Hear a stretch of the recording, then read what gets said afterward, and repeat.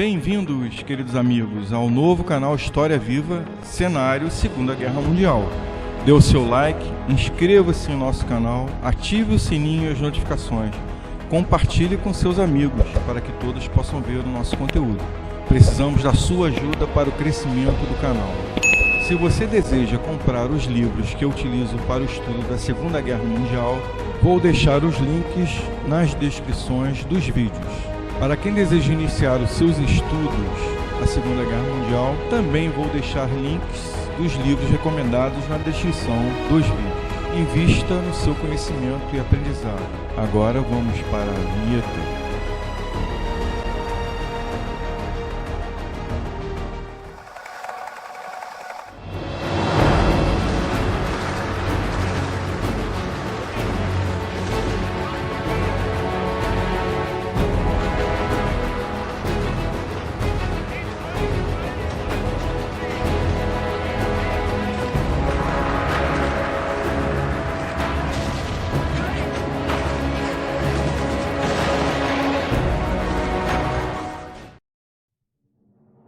O plano de defesa polonês, conhecido como Plano Z, Zachod. Comentários iniciais. Muitos desconhecem, muitos comentam que a Polônia não possuía um planejamento para a defesa do seu território contra a invasão alemã. Mas sim, a Polônia desenvolveu um planejamento para a sua defesa, batizado de Plano Z, Zachod, que significa Oeste em polonês. Este plano foi criado pela atualização do primeiro estudo desenvolvido em 1936. Em muito, o Plano Z representou e previu, de forma quase que exata, todos os acontecimentos e resultados da guerra na Polônia. Vamos observar, no decorrer da matéria, a existência de vários erros cometidos, não pela estrutura do Plano Z, propriamente dito, mas pelo Marechal Radziwiłł. O Marechal da Polônia não seguiu, talvez por vaidade, muitos pontos considerados cruciais do plano. Não ouviu os conselhos de alguns dos seus generais mais experientes em combate, ou apoiou mais de perto as suas ações e acatou seus pedidos. A estrutura do Plano Z. Em 1936, a Polônia desenvolveu um plano de defesa contra uma possível invasão da Alemanha ao seu território. O plano era revisto à medida que o Reich ganhava territórios adicionais em torno da Polônia. Em 1939, o Estado-Maior polonês, composto por o Marechal Radziwiłł, chefe do Estado-Maior General Wacław Starkiewicz, Major-General Tadeusz Kuczeba e o General Julius Rommel, realizaram uma revisão profunda do plano com estudos mais precisos, anexando novos relatórios e informações de espionagem às documentações de defesa. Assim, criaram um novo plano, batizado de Plano Z, Zachod. Essa atualização do Plano Z foi realizada após a invasão da Eslováquia em 16 de março de 1939. Na primeira versão do Plano Z, criado em 1936, os militares poloneses projetaram que o principal ataque seria realizado na Pomerânia, em direção ao sudeste. Com a nova atualização, os polacos estimaram em março de 1939 que os alemães fariam o seu ataque principal a partir da Silésia, em direção a Varsóvia. Um ataque ao sul da Silésia, partindo da Eslováquia, garantiria o flanco direito da principal força de ataque alemã. Entretanto, outros ataques alemães seriam lançados a partir da Pomerânia e da Prússia Oriental, para cortar o corredor polonês e apoiar o avanço principal até a capital da Polônia, Varsóvia. Os poloneses sabiam que o corredor era indefensável e as unidades de tropas naquela área estariam em constante perigo de cerco pela Prússia Oriental e pela Pomerânia. Mesmo assim, deveriam ser reforçados. Seguindo as mesmas ações de outros países vizinhos, a Polônia realizou um grande esforço para recolher informações importantes para a atualização do plano de defesa. Para isso, os poloneses foram os primeiros a decifrar o sistema alemão de codificação conhecido pelo nome Enigma. Como os alemães atualizaram o sistema em 1939, esse canal de informações foi temporariamente interrompido. Os poloneses tinham uma visão muito boa das ações táticas alemãs e do seu provável plano de operações para uma ação contra o Estado polonês. Com isso, os generais poloneses previram corretamente a direção da maioria dos ataques alemães, mas eles atribuíram uma baixa prioridade a um possível ataque mais contundente, preciso e coordenado de flanco, com o uso da Wehrmacht, apoiada pela Luftwaffe, em direção ao leste da Prússia, como também partindo da Eslováquia. Dentro do plano, o Estado-Maior polonês projetou que a Alemanha poderia mobilizar um total de 110 formações de combate, das quais 70 poderiam ser utilizadas com a finalidade de atacar a Polônia, incluindo todas as 5 divisões de infantaria Panzer, 4 de infantaria leve e 4 divisões de infantaria motorizada. Estariam todas disponíveis para operações contra a Polônia. O Estado francês, em comparação com a Polônia, não tinha desenvolvido nenhum plano concreto para defesa ou ataque.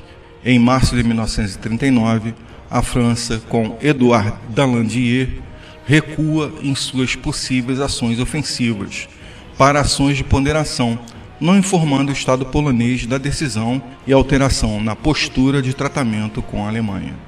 Os franceses acreditaram que os poloneses poderiam aguentar e resistir ao avanço alemão por 4 ou 5 meses.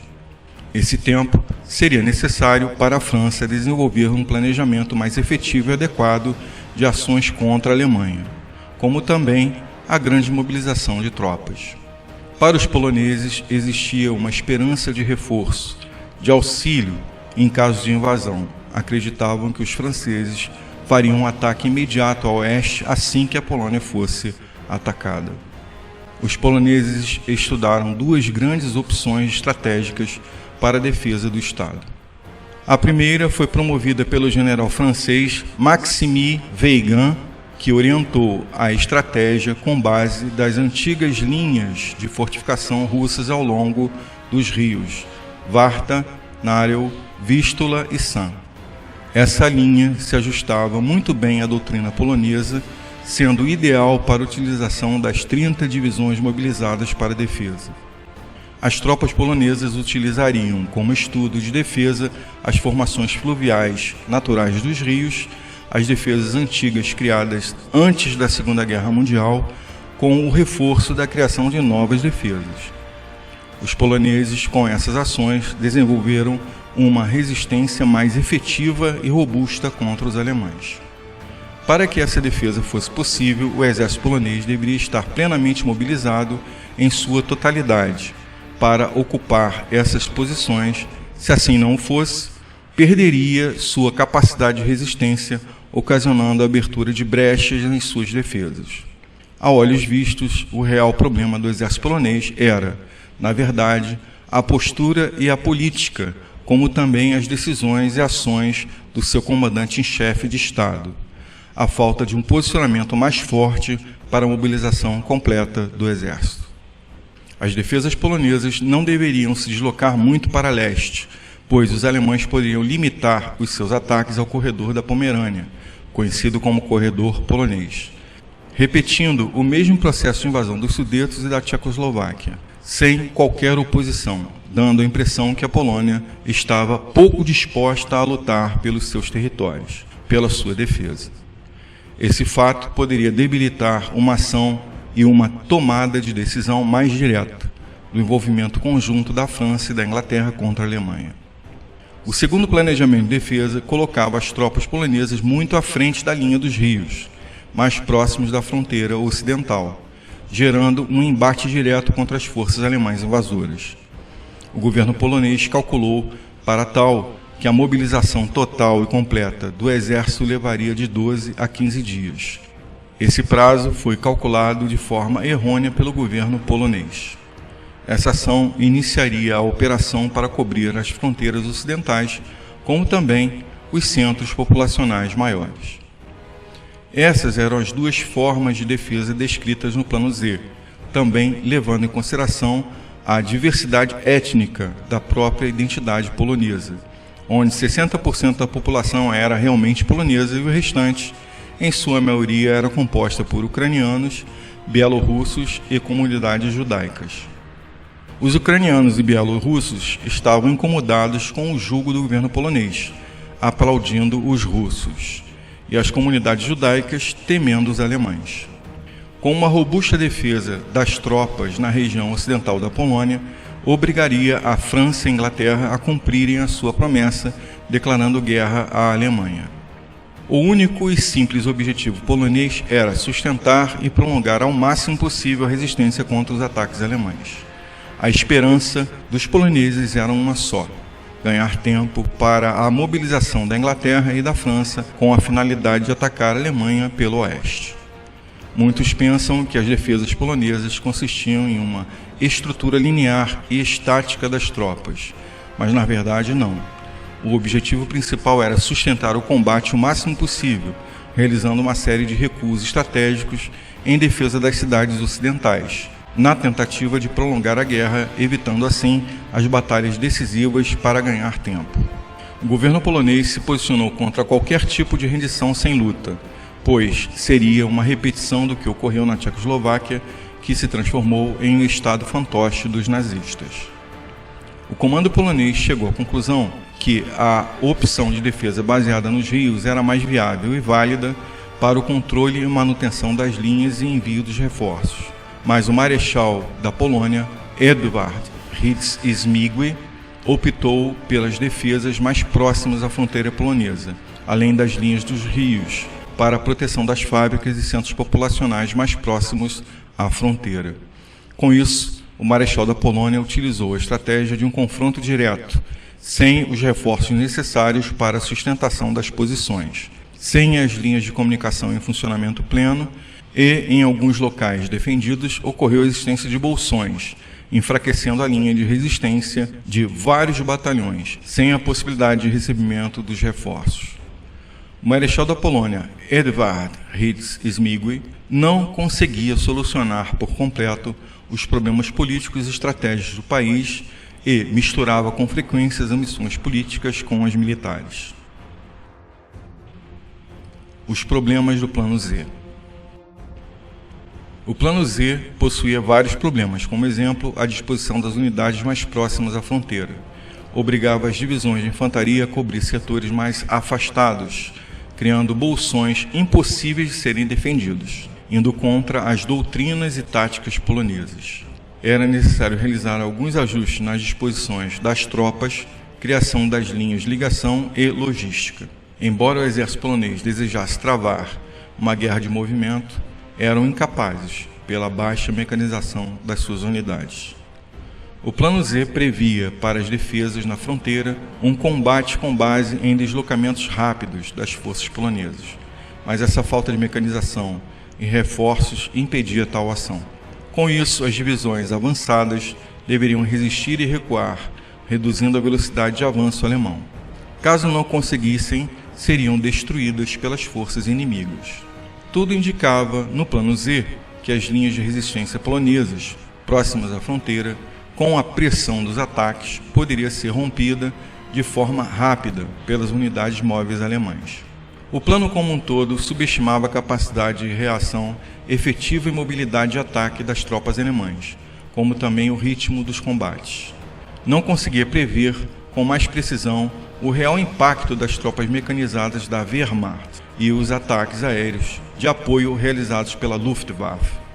A responsabilidade pela mobilização dos novos soldados estava sendo realizada pelo chefe do Estado-Maior, general Władysław Starkiewicz, sendo paralisada por influência política francesa no final de 1938 para o início de 1939. Foi retomada posteriormente e tardiamente. Essa mobilização tardia foi muito lenta. 20% dos reservistas nunca alcançaram seus postos de combate. Em particular, comento que as populações ucraniana e bielorrussa, sob o jugo polonês, muitos poloneses tinham aversão aos russos e ao comunismo, eram controladas e oprimidas, acabando por levantar grupos armados contra as forças de controle polonesas. Por esses motivos, o exército polonês tinha preferência pelos recrutas enganjados das províncias originariamente polonesas, pois essa preocupação era um ponto crucial de atenção.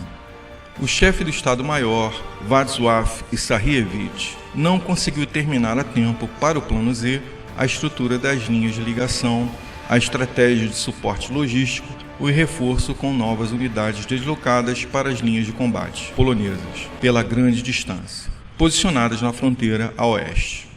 Os poloneses, de forma errônea, principalmente Edward Hitz-Zmigui, interpretaram e entenderam mal as ações realizadas pela Alemanha na Guerra Civil Espanhola, chegando a um grande equívoco como conclusão. Mesmo com o uso considerável e em grande quantidade de tanques e aviões, a forma clássica de combater não havia sido modificada. Não conseguiram entender e interpretar que esse cenário de guerra foi, na verdade, um laboratório de testes para a criação e o desenvolvimento de novas formas de estratégia e táticas de combate, como também armas que seriam aplicadas e utilizadas pelos alemães mais tarde contra os próprios poloneses. Os poloneses não foram os únicos a subestimar o potencial da nova forma de guerra mecanizada alemã. As ações realizadas pelo exército alemão na Polônia foram as primeiras aplicações efetivas e práticas da guerra relâmpago, a Blitzkrieg, desenvolvida pelo general Heinz Guderian e seus oficiais, aprovada e aceita pelo Führer Adolf Hitler, agora comandante supremo da Wehrmacht. Conclusões. A situação piorou muito em final de agosto de 1939, com a divulgação da assinatura do Pacto Nazi-Soviético, que poderia representar uma ameaça contundente à existência do Estado polonês. O marechal da Polônia, Edward Hitz-Zmigui, apesar de algumas ponderações feitas pelos seus generais, descartou uma possível invasão soviética na atualização do Plano Z a leste. O governo polonês desconhecia a existência do protocolo secreto adicionado ao Pacto Nazi-Soviético e duvidava de um possível ataque da União Soviética a leste, em caso de guerra entre a Polônia e a Alemanha. Com isso, não reforçou as unidades fronteiriças orientais polonesas. Em 17 de setembro de 1939, a União Soviética ataca a Polônia, contrariando todas as expectativas e estratégias polonesas. Essa invasão provocou uma enorme desorganização na estrutura defensiva do exército e do Estado polonês contra os alemães. A Polônia estava sendo invadida de forma conjunta a oeste pelos nazistas e a leste pelos comunistas. Esse acontecimento reduziu em muito as chances de resistência, gerando uma grande confusão na liderança e nas ações do marechal Edward Hitz-Zmigui. Os soviéticos invadiram a Polônia com a alegação de estarem salvando a população polonesa e demais etnias dos nazistas. Isso, em parte, era uma verdade, pois, como comentado anteriormente, uma parcela da população polonesa era composta por ucranianos e bielorrussos, que não aceitavam muito bem o governo polonês, e as comunidades judaicas que estavam com medo dos alemães. Algumas unidades do exército polonês se deslocaram do oeste para o leste, enfraquecendo a resistência contra os alemães. Já não mais seguiam as ordens do marechal da Polônia, Edward Hitz-Zmigui, indo em defesa do seu território a leste contra a União Soviética. Entram em combate com os soviéticos, não se rendendo facilmente, venderam caro suas vidas, resistindo de uma forma encarniçada contra o segundo inimigo do Estado polonês. O Plano Z era um bom plano de defesa, mas devido à estrutura precária do exército polonês, acabou comprometendo e impactando as ações de combate. Seu líder, Edward Hitz-Zmigui, em alguns aspectos subestimou o exército alemão, sua capacidade de ataque e deslocamento. Não levou em consideração a possível invasão soviética, mesmo sendo alertado pelos seus generais. Não concordou com o planejamento de defesa nos rios, como apontado pelo Plano Z. Esta era a melhor opção para a resistência polonesa. Acarretado pela distância, a comunicação da frente de combate polonesa com o governo era muito ruim. provocando a demora nas tomadas de decisão. A liderança do comando polonês, Edward Hiddes-Zmigły, era dúbia e controversa. Por esse motivo, não conseguiu impor-se aos comandantes das unidades da frente de combate. O culpado. Historicamente, o grande culpado pela falha do plano de defesa Z foi o chefe do Estado-Maior, general Władysław Sahariewicz. Em minhas análises, os grandes responsáveis pela falha do plano foram, em primeiro lugar, a França, de Édouard Daladier, por não cumprir os pactos assinados com a Polônia, por questões políticas, interveio no processo de convocação dos novos recrutas poloneses no final de 1938, início de 1939, enfraquecendo os batalhões de reforço nas linhas de combate. Em segundo, a Inglaterra de Chamberlain, por também não cumprir os pactos assinados com a Polônia e permitir as concessões a Hitler, por inabilidade política ou até mesmo medo da força alemã de Hitler.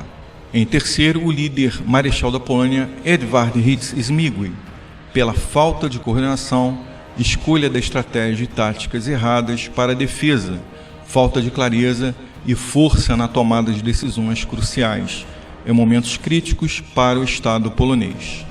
Em resumo, a derrota da Polônia foi provocada por uma série de erros, falta de comprometimento, parceria, coragem e força dos países ocidentais e seus líderes, como também o medo dos nazistas e suas tropas. Quando o Estado possui um líder fraco e dúbio, o resultado é catastrófico. As perdas polonesas foram enormes e irreparáveis. Perdas de excelentes generais, oficiais, soldados e civis, incluindo crianças, escoteiros, todos dispostos a barrar o avanço nazista e soviético na Polônia. Perderam suas vidas em defesa do povo e do Estado, como também na crença e na esperança de que seriam socorridos pela França e pela Inglaterra. Nenhum filme de Hollywood jamais mostrou esses fatos de uma forma direta e clara ao público em geral, mas foi esse o cenário que iniciou a Segunda Guerra Mundial. Nos dias de hoje, estamos assistindo mais uma vez todos esses acontecimentos muito parecidos com os de 1939, vendo aos poucos a história se repetir, quase que no mesmo lugar. Venho reforçar que não podemos permitir em hipótese alguma o antissemitismo no Brasil, um país que sempre recebeu de braços abertos todos os povos do mundo. Como meu avô comentava, a humanidade tem memória curta. Devido a esse fato, a história se repete.